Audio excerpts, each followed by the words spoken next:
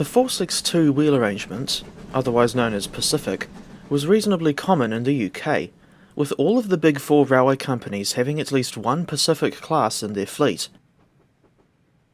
But the Great Western Railway was the odd one out, in a sense, because 111, the Great Bear, was the only Pacific they ever built in real life, the key part there being in real life.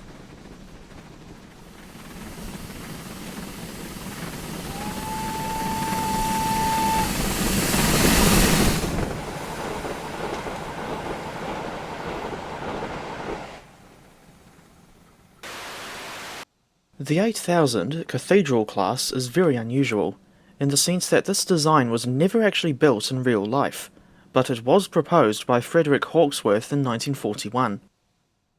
For anyone who doesn't know, Mr. Hawksworth was the last chief mechanical engineer of the Great Western Railway, serving from 1941 up until nationalisation in 1948. All but one of his steam designs that did make it off the drawing board happened to be available in Train Simulator, with the 1600 pannier tank being the only exception, despite having nothing to do with Paramore. And I stupidly forgot to put the 1500 class in this lineup. Anyway, as a brief aside, I'm looking forward to the PLD halls and modified halls, when we'll finally have a, hopefully good, replacement for these tired old things from the Falmouth branch and Riviera line in the 50s. The cathedrals were developed for TS by Caledonia Works and released in May 2021. As of the 16th of January 2025, they're still available on CW's website for £15, or $34.75 NZD. In all honesty, one of the main reasons why I picked up this pack is because two of the class members, specifically 8007 Hereford Cathedral and 8012 Llanduff Cathedral, share numbers with KiwiRail diesel locomotives. The diesels in question are DXR 8007 and DM 8012.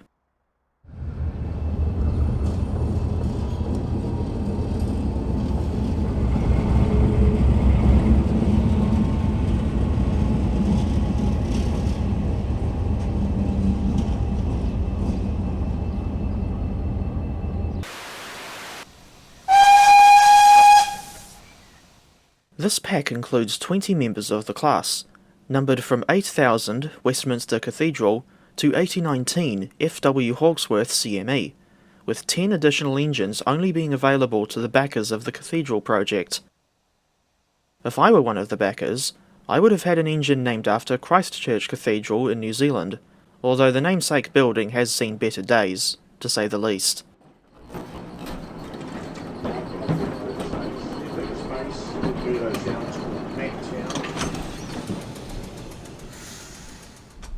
Upon first appraisal, I thought the cathedral looks like an absolute unit. Either that, or a westernised version of the LMS Princess Royal. I don't know how CW pulled this off, given the obvious lack of resources, but they've done a good job with the modelling regardless. Something I noticed was the front bogie looking borderline identical to what you'd see on the King Class 460. 2 years after the Cathedral's release, in May 2023, we got this brand new model of the King from CW, featuring all 30 members of the class and all the liveries they ever carried. As for the liveries that come with the Cathedral pack, they are as follows.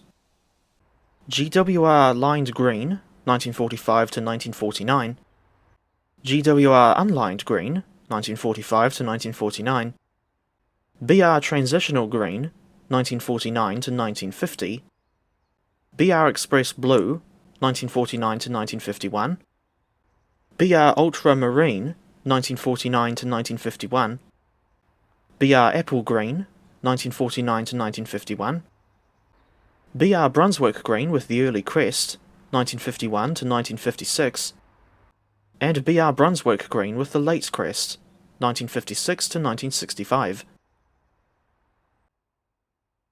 To add, you also get a weathered version of BR Green with the late crest. All of the included liveries have extra double chimney variants, but I prefer how these engines look with a single chimney myself. Although my favourite livery is a tie between ultramarine and apple green, hey, that rhymed! I think these engines look better with burnished smokebox door darts and hinges. Unfortunately, it appears that you can't customise the BR variants to have burnished smokebox door details.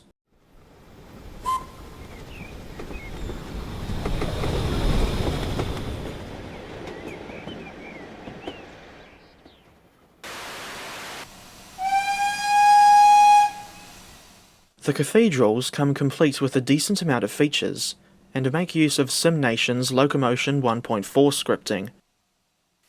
The features include, but are not limited to, Performance Mode Pro, Working Water Scoop, controlled by pressing T or Shift-T, fire intensity synchronized with the exhaust beat, numerous cab camera views, 3D number plates and nameplates, which is something I always like, animated inside valve gear, although you can barely see it, dynamic smoke particles, and a fully modelled 3D firebox. These engines also have a large selection of headboards, which can be cycled through by pressing Ctrl 1, but there doesn't appear to be any way to cycle backwards through the selection, only forwards. Apparently, the physics on this locomotive are similar to either the LMS Princess Royal and GWR King, or it could be a combination of both, I'm not sure. In any case, it makes sense for the cathedral to have similar physics to these two given that she's another 4-cylinder design.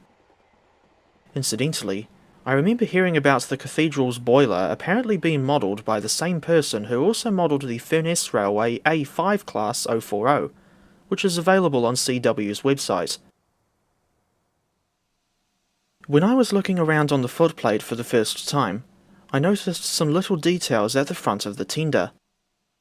Namely a Bible, smoking pipe, GWR rulebook, and a small tin of biscuits. But incidentally, I don't recognise that particular brand of biscuits.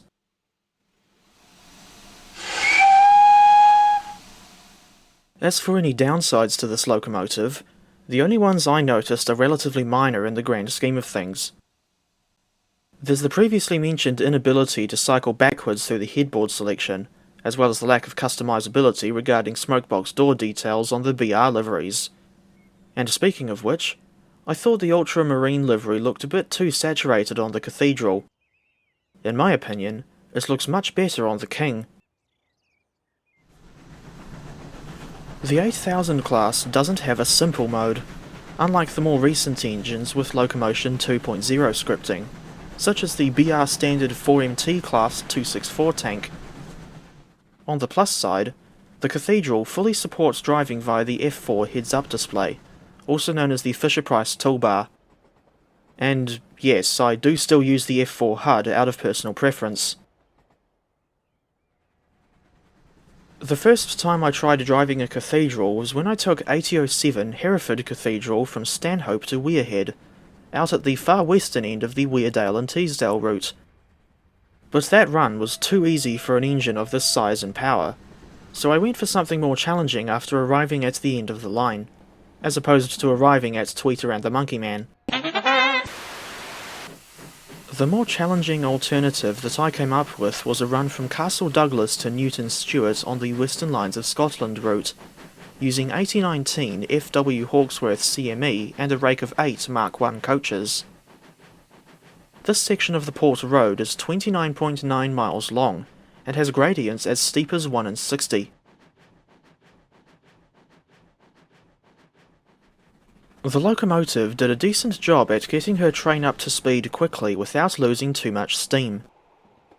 Sometimes, I prefer to thrash the engines to get them going as fast as possible, but on this occasion, I was going easier by trying to stick to the speed limits.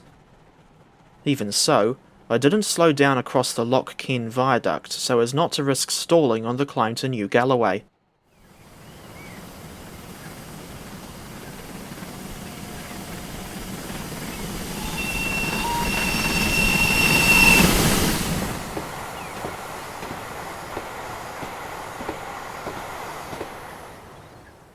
I find the Darcel Cuglas to Stewton Newitt section to be a good place to test the capabilities of medium to large steam locomotives, due to the numerous steep inclines that they have to tackle along this section. In the case of 8019, she basically romped up these inclines without breaking a sweat.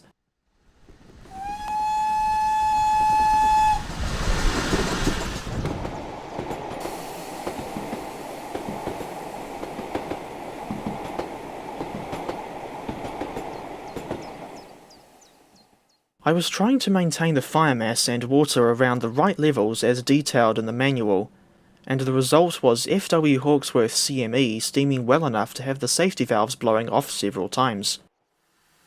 In the end, she made it to Newton Stewart without any issues, although I realised too late that I should have given her a longer train for a more challenging challenge.